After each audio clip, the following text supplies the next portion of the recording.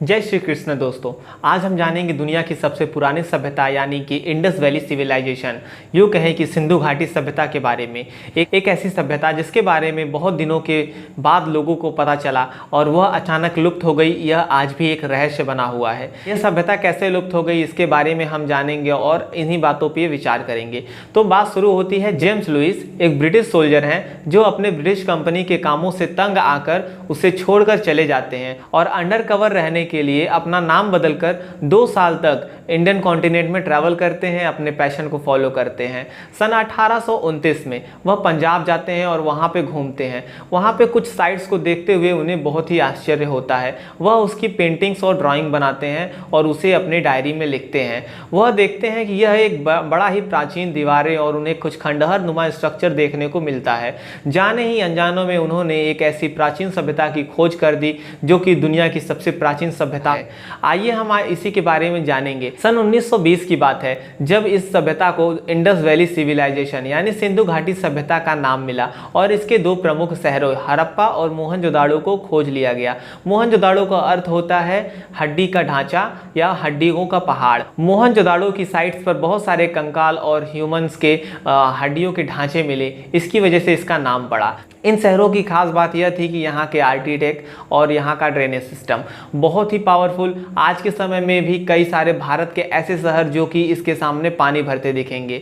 मेरा मतलब है कि बहुत से ऐसे शहर हैं जो आज भी इतने डेवलप नहीं हैं कि हमारी इतनी पुरानी सभ्यता के ड्रेनेज सिस्टम या आर्किटेक्ट को टक्कर दे सके, क्योंकि हमें खुदाई के दौरान यह बहुत सारी ऐसी चीज़ें मिली जो कि आज के भारत के शहरों में भी देखने को नहीं मिलती हैं। जैसे कि वहाँ पे खुदाई के दौरान ईंटें की दीवारें, जिससे यह पता चलता है कि वह लोग आर्किटेक्ट थे, वह एक इंजीनियर हुआ करते होंगे, क्योंकि वहाँ पे पक्के मकानों का इस्तेमाल किया करते थे रहने के लिए। वहाँ का ड्रेनेज सिस्टम, वहाँ पे पक्की नालियाँ बनाई गई थी, वहाँ पे टॉयलेट जैसी सुविधा यानी कि शौचालयों का संपूर्ण व्यवस्था थी और स्विमिंग पूल, हमाम, एक प्रॉपर नहाने के लिए स्विमिंग पूल का भी इस्तेमाल किया जाता था। और हम ये भी नहीं कह सकते कि वो लोग मेटलर्जी के बारे में नहीं जानते, क्योंकि बहुत से ऐसे बर्तन मिले हैं या फिर ऐसे यूटेंसिल्स मिले हैं जिसका हम बिना मेटलर्जी के इसका इस्तेमाल ही संभव है। तो हम यह बिल्कुल नहीं कह सकते कि यहाँ के लोग मेटलर्जी को नहीं जानते थे। तो क्या हुआ ऐसी सभ्यता का जो इतने सालों तक, इतने वर्षों तक फली फूली और इतने आगे इतनी एडवांस बनी, तो अचानक कैसे लुप्त हो गई? कई वैज्ञानिकों का मानना है कि कोई प्लेग आया होगा, कोई महामारी आ गई होगी जिसकी वजह से यह पूरी सभ्यता अचानक से लुप्त हो गई। और कुछ वैज्ञानिकों का वर्ग ये भी कहता है कि वहाँ पे न्यूक्लियर अटैक या फिर कोई न्यूक्लियर हमला हुआ होगा जिसके कारण से वह सभ्यता अचानक से पूरी खत्म हो गई। लेकिन एक मिनट, उस समय तक तो न्यूक्लियर वेपन्स और इन सारी चीज़ों का इस्तेमाल या कह सकते यूँ कहें कि इन्वेंशन ही नहीं हुआ था, तो कैसे कोई न्यूक्लियर अटैक हो सकता है?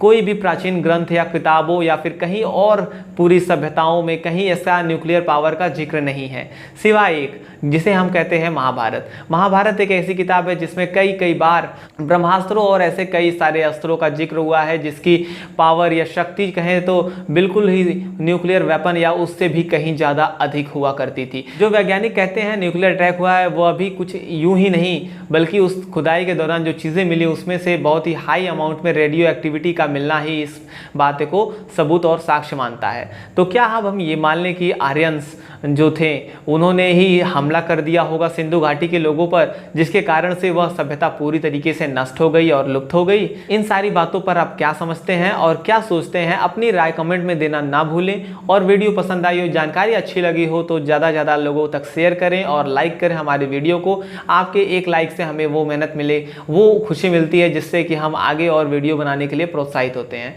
धन्यवाद, मिलते हैं नेक्स्ट वीडियो में।